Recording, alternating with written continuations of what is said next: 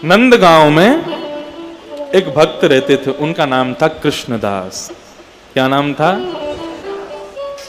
तो कृष्णदास जो थे, उन्होंने महाभारत की कथा सुनी। महाभारत में एक जगह भीष्म पितामह कहते हैं, यदि कोई व्यक्ति एक सद नियम का पालन, बहुत ध्यान से सुनना, यदि कोई व्यक्ति एक सद नियम का पालन 12 वर्ष तक अनवरत एक दिन भी बिना नागा किए यदि कर ले, जैसे कि आपने एक सद नियम धारण किया, क्या? प्रातःकाल उठते ही पहले साईं को स्मरण करूंगा, साईं का वंदन करूंगा, साईं की गोद में विराजमान मेरी राधिका, मेरे श्यामजू, मेरे रघुनाथ जी, मेरी जानकी जी, उनका स्मरण करूंगा, तभी कुछ अन्न जल ग्रहण कर लूंगा। ये एक सद नियम है आपका। इस सद नियम का यदि पालन 12 वर्ष तक अनवरत बिना एक दिन भी नागा किए यदि आपने कर लिया, तो 12 वर्ष के बाद 13वें वर्ष का जब पहला दिन शुरू होगा, उसमें अनुभूति ये होगी कि आप नेत्र बंद करके जिनका दर्शन करते थे, अब नेत्र खोल के भी उनका दर्शन कर पाओगे। वो सिद्धि प्राप्त हो जाएगी। आप ठाकुर जी का दर्शन कर सकते हो जहां चाहो, जैसे ये एक सिद्धि बता रहा हूं मैं आपको। 12 वर्ष तक एक सिद्धि का प्रयोग करो, एक अपने नियम का रोज पालन करो, एक दिन भी नागा नहीं हो जाए, बस 13वां वर्ष ऐसा होगा, आप चाहोगे कि मुझे यहां ठाकुर जी दिख जाएं, तो आपको वहीं ठाकुर जी दिख जाएंगे। आप कहोगे कि मेरे लिए ठाकुर जी ऐसी लीला कर दें, तो आपके सामने सब अदृश्य हो जाएगा, ठाकुर जी लीला करते हुए प्रकट हो जाएंगे, ये सिद्धि मिल जाएगी। ऐसा वर्णन करते हैं भीष्म पितामह महाभारत में। तो कृष्णदास जी ने ये बात सुनी। ये बात सुनकर के श्री कृष्णदास जी एक नियम बनाया। क्या? मैं रोज पुष्प तोड़ के माला बनाऊंगा और माला बना करके रोज ठाकुर जी के चरणों में अर्पित करूंगा, रोज ठाकुर जी को पहनाऊंगा। किस भाव से? मेरा भाव यह है कि 12 वर्ष जिस दिन पूरे हों, 13वें वर्ष के पहले दिन मैं माला लेकर के ठाकुर जी के पास नहीं जाऊं, ठाकुर जी मेरे पास आके माला पहन लें।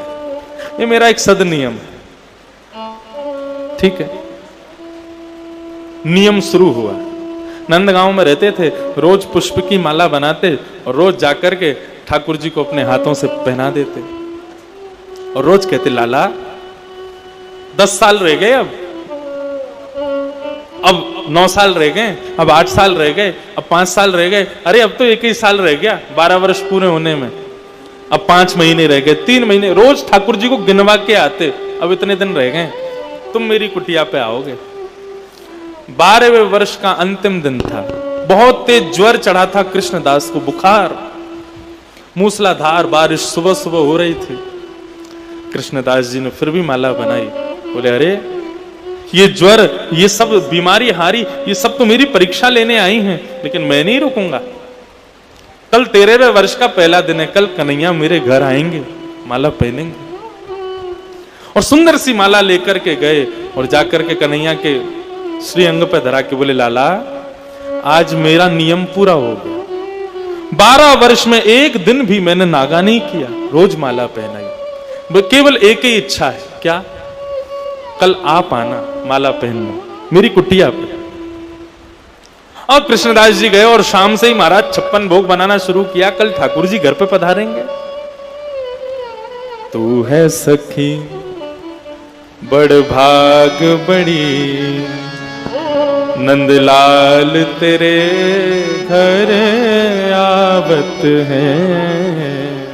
कृष्णदास जी इंतजार कर रहे हैं, आज मेरे घर ठाकुर जी आएंगे। आज 13वें वर्ष का पहला दिन है। सुबह से ही महाराज अपने हाथों से 56 भोग बनाए, ठाकुर जी को बैठाने के लिए आसन बना। और ये आज की नहीं, 12 साल से ये व्यवस्था चल रही थी कि मेरे घर ठाकुर जी आएंगे। 12 साल से अपने घर को चमका के रखा, सजा के रखा, सुंदर बना के रखा।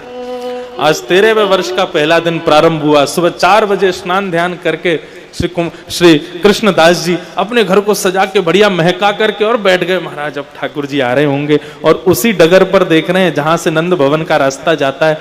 कन्हैया आ रहे होंगे, श्याम सुंदर आ रहे होंगे। जैसी पलक झपकती है तो अपनी पलकों को समझाते हैं, अरे मूर्ख तू झपकती क्यों है?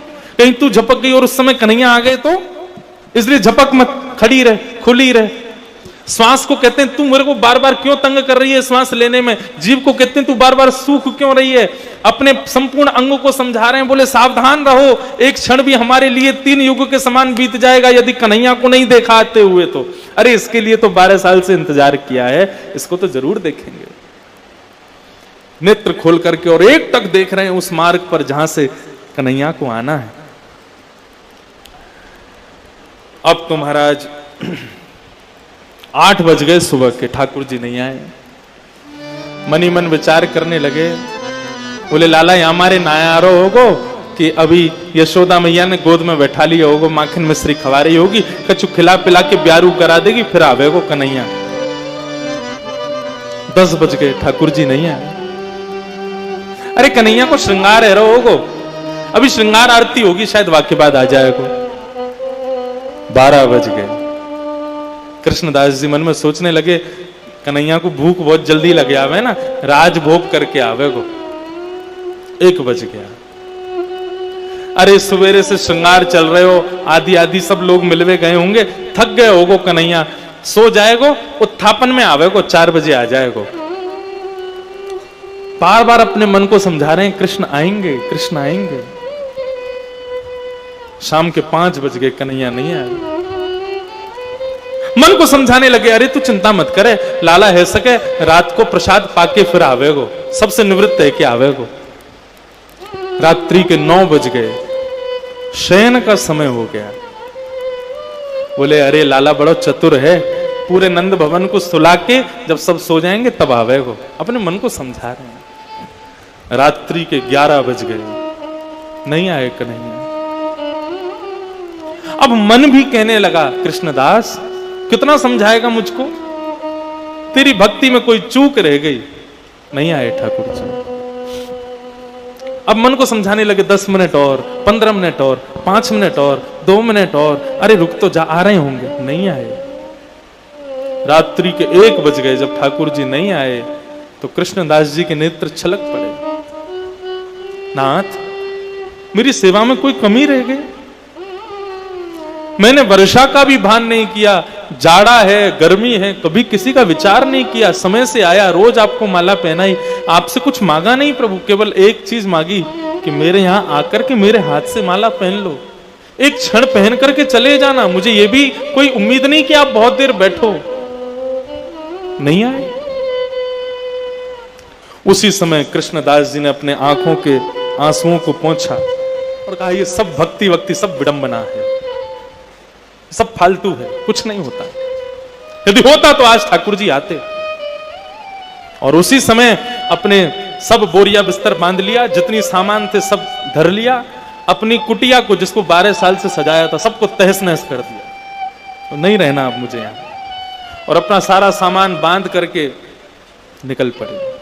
56 भोग जो ठाकुर जी को पवाने के लिए बनाया था उसको भी एक डलिया में बांध लिया और निकल पड़े।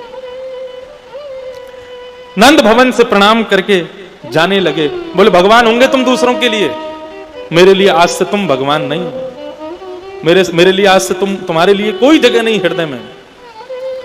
ऐसा सुना करके खड़ा खोटा बुरा भला बोल करके और जैसे ही नंदगांव से बाहर जाने लगे तभी बगल के वन से गायों का भयंकर झुंड दौड़ता हुआ आ रहा था, और झुंड आकर के मार्ग को पार करके दूसरी तरफ जा रहा था। अब असंख्य गाय एक साथ मार्ग पार कर रही थी। कृष्णदास जी रुक गए, कहां जाऊं, इतनी सारी गैया कहां से आ गई भैया, इतनी गैया। देखने लगे कहां तक हैं गाय, रात्रि का समय तो देख रहे हैं, जहां तक दृष्टि पड़ रही है गाय गाय गाय। बोले इतनी गैया कहां से आ गई। खड़े 45 मिनट हो गए, गायों का झुंड अभी समाप्त नहीं हुआ। कृष्णदास जी एक पेड़ के नीचे बैठ गए। बोले अब कैसे जाऊं आगे, इन गायों ने आकर के जो है झुंडों ने आकर के मेरा मार्ग रोक दिया। वहीं बैठ गए। बोले अब पता नहीं कब तक ये गैया जाएंगी, तब तक अपना नाश्ता भोजन कुछ कर लेता हूं। तो 56 भोग जो ठाकुर जी के लिए बनाया था उसको खोल करके जैसे ही बैठे, उन गायों के झुंड में से ऊंची धोती पहने हुए, बगलबंदी पहने हुए, सिर पर एक स्वाफा बांधे हुए और गैया हाँकने वाले एक डंडा को अपने कंधे पर लटकाए, दोनों हाथ उस पर ऐसे डाले, और नन्हा सा एक ग्वारिया बाबा की तरफ आया। कानों में 2 कुंडल पहने हैं, पूरे अंग पर गौरज और गौ गोवर छिटके पड़े हुए। बाबा कृष्णदास जी ने उसको देखा, बहुत सुंदर बालक। हाँ भैया, अरे राम राम, कहाँ जा रहे हो? अरे भैया कहाँ जा रहा हूँ वो तो सब बाद में बताऊंगा, आजा लाला बैठ जा। ग्वारिया बैठ गया। बोले ये बताइए कौन की गैया है? बोले बाबा ये मेरे गौशाला की गैया है। और कितनी गैया है? बहुत है बाबा, 9 लाख गाय हैं। 9 लाख? हमने तो कभी नंदगाम में 9 लाख गाय देखी नहीं। बोले बाबा तुम नंदगाम में, हमने कभी ना देखे। कहाँ रहे हो? बाबा बोले मेरा तो एक ही नियम था, एक ही बार घर से निकलता था, नंद भवन जाके माला पहनाता, उसके अलावा नंदगांव में रहा नहीं, इसलिए देखा नहीं। अच्छा बाबा, अब कहाँ जा रहे हो रात में? बोले अब तो को कहा बताएं, 12 साल से या कन्हैया को अपने हाथन से बनाई माला पहना रहे, और एक ही इच्छा थी 13 साल में पहले दिन में हमारे घर आके माला पहन लियो। लेकिन ये तो कपटी है ना, माखन चोर है। जो गोपियन को ना भयो मेरो कांते है जाएगा। ये तो केवल विरह देना जानता है, प्रेम तो इसके हृदय में ही नहीं, पत्थर हृदय है इसका नंद नंदन का। जो मैं ऐसा जानती प्रीत किए दुख होए, नगर डंडोरा पीटती प्रीत ना करियो को। भैया तो को भी बता दूं, यदि तू या नंद के लाला को भगत है या कुछ छोड़ दे, कोई काम को ना है, केवल या कि हाजी हजूरी करो, यही में या कुछ सुख है, ये कभी पलट के दर्शन ना दे। अच्छा बाबा इतनी बुराई मत करो, ये तो बताओ कहां जा रहे हो? बोले अब कहीं जाएंगे, कहीं और जाके रहेंगे, यहां से चले जाएंगे, बरसानो जाएंगे, राधा रानी की शरण में रहेंगे, उनके चरण में रहेंगे। बोले अच्छा, ले तू भी कछु खा ले, ये 56 भोग बनाए वाके काजे, तू भी खा ले। बाबा मेरे हाथ तो मैले है रहे, गोबर लग रहा, आप अपने हाथन से कवाए तो। कृष्णदास स्वयं खामे और अपने हाथ से उस ग्वारिया को खिला दें, स्वयं खामे फिर उसको खिला दें, स्वयं खामे फिर उसको खिलाएं। और खिलाते हुए कृष्णदास जी ने जैसे उस ग्वारिया की ओर देखा तो उस ग्वारिया बालक के नेत्रों से अश्रुधार बह रही थी, मुख से सेवन कर रहा था। लाला तू रो क्यों रोए? बोले बाबा मैं हमारे रो रहे हूं कि तुमने आज मुझको माला नहीं पहनाई। जैसे ही ये शब्द सुने, तुमने मुझको आज माला नहीं पहनाई। कृष्णदास बोले कौन हो तुम? जैसे ही कहा कौन हो तुम, इतने में श्याम सुंदर खड़े हुए, पीत वस्त्र धारण कर लिए, मोर मुकुट प्रकट हो गया, हाथ में वंशी लिए, नंद नंदन सामने खड़े हो गए, प्रकट हो गए। बाबा ऐसी मधुर छवि प्रकट हुई ठाकुर जी की, उसको देख करके कृष्णदास जी प्रसन्न हो गए। बाबा आ जाओ, मैंने अपना वचन निभायो, आपने की 13वें वर्ष के पहले दिन आके मिलना है, मैं आगे हूं मिलने के काज, अब लाओ माला मेरे गले में पहना दो। कृष्णदास जी के नेत्र लाल पड़ गए और चेहरा लाल टिमटिमाने लगा। बोले अब तो बिल्कुल नहीं पहनाऊंगा। क्यों? मैं प्रकट है तो क्यों? बोले तुमने मेरे बुलाने से तुम प्रकट नहीं हुए हो। क्यों प्रकट हुए हो? बोले मैं जानता हूं तुम क्यों प्रकट हुए हो। बोले बताओ क्यों प्रकट हुआ? बोले क्योंकि मैं तुमको छोड़ के किशोरी जी के पास जा रहा हूं, इसलिए प्रकट हुए हो। आज अभी इसी वक्त अपना नाम बदलता हूं, आज से कृष्णदास नहीं, आज से राधादास। और सुनो, तुम्हारी गरज पड़े ना तो आके बरसाना में माला पहनना, अब तो मैं किशोरी जी के पास ही रहूंगा। आप तो ठाकुर जी उनको पकड़े और कृष्णदास जी हाथ छुड़ा के दौड़ करके सीधे बरसाना गए और मन में विचार करने लगे, जिन किशोरी जी के यहां जाने का मन बनाने मात्र से श्याम सुंदर प्रकट हो गए, उन किशोरी जी की शरण में रहूंगा तो ये तो नित्य चाकरी करवे आवे वो, वहां पे नित्य दर्शन करावे वो।